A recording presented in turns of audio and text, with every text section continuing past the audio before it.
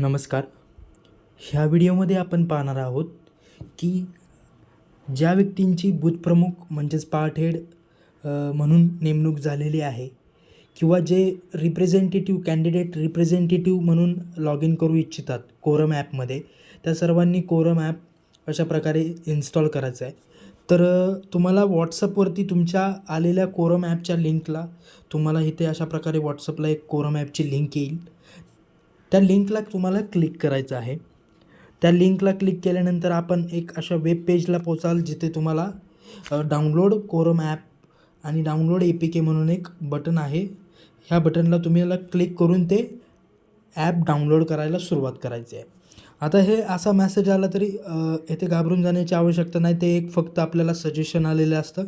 त्यासाठी तुम्हाला download एनिवेला click करून पुढे डाउनलोड प्रोसेस स्टार्ट झालेली आहे. आता अशा प्रकारे मग इथे डाउनलोडिंग फाईल दाखवते. आता हे प्रोसेस पूर्ण फाईल म्हणजे तुमचे ॲप डाउनलोड होत आहे कोरम ॲप. आता हे ॲप डाउनलोड झाल्यानंतर इथं तुम्हाला ओपन म्हणून असा मेसेज येईल.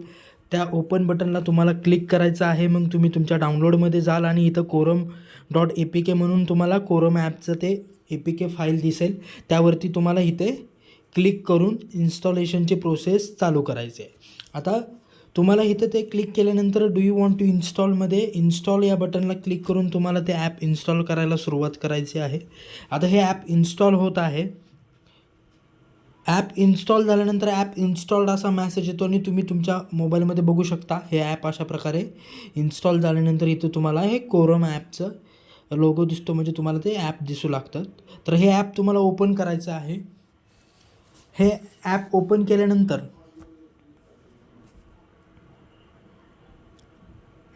इथे आता तुम्हाला तुमची जी सोयीस्कर भाषा आहे ती भाषा निवडायची आहे आणि इथे ॲग्री टर्म्स अँड कंडिशनच्या चेकबॉक्सला क्लिक करून नेक्स्ट बटनला क्लिक करून पुढे जायचं. आता मी माझ्या भाषा सिलेक्ट करतो, टर्म्स अँड कंडिशनचा चेकबॉक्स सिलेक्ट करतो आणि ह्या नेक्स्ट बटनला क्लिक करून आता मी भाषा सिलेक्ट करून पुढे जात आहे. पुढे गेल्यानंतर आता आपण बघू शकता हे आहे आपल्याला रजिस्ट्रेशनचं एक पेज. ह्यामध्ये तुम्हाला विचारते तुम्हाला कॅन्डिडेट म्हणून रजिस्ट्रेशन करायचं आहे की रिप्रेझेंटेटिव्ह. आता आपण पार्ट हेड म्हणजेच बूथ प्रमुख असाल, म्हणजेच आपण कॅन्डिडेटच्या अंडर एक रिप्रेझेंटेटिव्ह म्हणून तुम्ही जॉईन होणार आहात.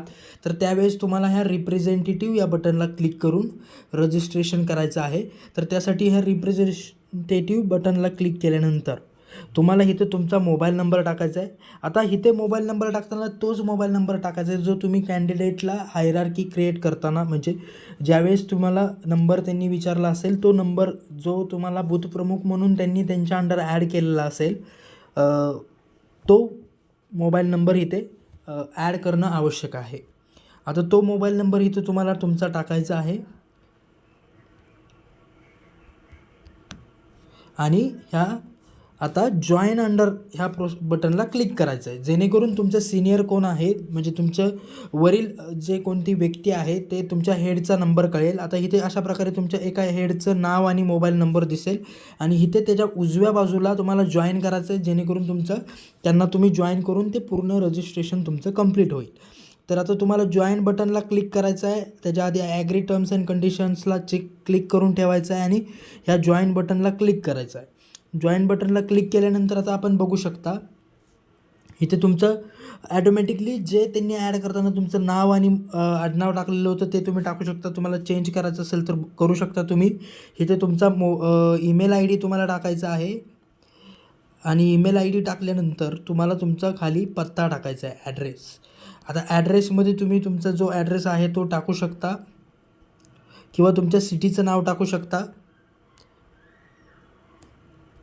आणि त्यानंतर ह्या ॲग्री अँड टर्म्स कंडिशनला ऑलरेडी क्लिक केलेलं आहे. त्यानंतर ह्या रजिस्टर बटनला तुम्हाला क्लिक करून रजिस्ट्रेशन करायचं आहे. आता तुमचं यशस्वीरित्या रजिस्ट्रेशन झाल्यानंतर तुम्हाला OTP विचारला जाईल, म्हणजे तुम्ही OTP व्हेरिफिकेशनच्या पेजला याल. आता हे तुमचं रजिस्ट्रेशन झालेलं आहे. आता तुम्हाला एक OTP येईल तुमच्या SMS द्वारे. तो OTP तुम्हाला इथं टाकायचा आहे. आता तुम्हाला SMS द्वारे आलेला OTP इथं टाकायचा आहे. आणि व्हेरीफाय OTP या बटनला क्लिक करून तो OTP व्हेरीफाय करून घ्यायचा आहे. आता OTP व्हेरीफाय झाल्यानंतर OTP व्हेरीफाय सक्सेसफुली असा ऑप्शन येतो. त्यानंतर तुम्हाला हे बघा काही परमिशन्स विचारल्या जातात जे की ॲपमधली ॲक्टिव्हिटी करण्यासाठी, म्हणजे तुमच्या under booth committee member add करणे असेल, म्हणजे तुमच्या अंडर काही रोल ॲड करणं असतील, व्यक्ती ॲड करणे असेल, किंवा जे काही सर्वेचा पार्ट आहे ते रिपोर्ट ॲनालिसिस आहे, त्या सर्व गोष्टी करण्यासाठी तुम्हाला जे ॲपची ॲक्टिव्हिटी प्रॉपरली वर्क होण्यासाठी काही परमिशन्स विचारलेले आहेत, त्या परमिशनला तुम्हाला अलाव करायचं आहे. इथे तुम्हाला व्हाईल युजिंग द ॲप करून पुढे जायचं आहे. पुन्हा इथे व्हाईल युजिंग द ॲप करून ह्या परमिशनला अलाव करायचं आहे. आणि आता हे डिस्क्लेमर पेज आहे. ह्या पेजवरती तुम्हाला ॲग्री टर्म्स अँड कंडिशनच्या चेकबॉक्सला क्लिक करून अलाव बटनवरती क्लिक करायचं आहे. अलाव बटनवरती क्लिक केलं की तुमचं रजिस्ट्रेशन होऊन तुम्ही पूर्ण सर्व परमिशन्स ऑन करून तुम्ही इथं तुमच्या लॉगिनमध्ये येता. आता तुम्ही लॉगिनमध्ये आल्यानंतर इथं तुम्हाला तुमचं नाव आणि तुमचा रोल जो आहे, जो कॅन्डिडेटने तुम्हाला कॅन्डिडेटच्या हायरार्कीमध्ये तुम्ही ज्या रोलसाठी ॲड झालेला आहात तो रोल आणि तुमचा मोबाईल नंबर नाव दिसतं. अशा प्रकारे तुम्ही ह्या कोरम ॲपमध्ये रजिस्ट्रेशन करून कोरम ॲपच्या होमपेजला यायचं आहे. आता हा होमपेजला आल्यानंतर सर्वात पहिल्यांदा तुम्हाला तुमची वोटर लिस्ट डाउनलोड करायची आहे तुमच्या पार्टची. तर त्यासाठी तुम्हाला वोटर लिस्टवरती जायचं आहे. वोटर लिस्ट या मेनूला तुम्ही गेला की ॲटोमॅटिकली तुम्हाला ज्या कोणत्या यादी भाग क्रमांक आणि ज्या कोणत्या पार्टसाठी तुम्हाला पार्ट हेड म्हणून नेमलेलं आहे आणि जी कोणती तुमची असेंब्ली आहे ते AC नंबर आणि पार्ट नंबर तुम्हाला इथं दिसतात. त्यातील तो AC number part number select झाल्यानंतर डाउनलोड वोटर्स हे जे बटन आहे ते वोटर डाउनलोडसाठी आहे. त्या बटनवरती तुम्हाला क्लिक करायचं आहे. क्लिक केल्यानंतर तुम्हाला तुमचे असाईन असलेले AC नंबर आणि AC नंबरमधील असाईन असलेले पार्ट दिसतात. त्यासाठी तुम्हाला ओके करायचं आहे. आणि ओके करून आल्यानंतर तुम्ही आता इथे पुढे इथे पुन्हा एकदा डाउनलोड वोटर लिस्टच्या पेजला येता आणि इथे तुम्हाला ओके पुन्हा एकदा करून आता तुम्हाला ज्या पार्टसाठी ॲड केलेला आहे तो पार्ट नंबर, तुमचं म्हणजे स्टेट, तो डिस्ट्रिक्ट, असेंब्ली आणि पार्ट नंबर इथे तुम्हाला दाखवता. तर त्यासाठी तुम्हाला लॉक होऊन येतात जे तुम्हाला ॲड करताना हायरार्कीमध्ये ॲड केलेलं आहे ज्या पार्टसाठी.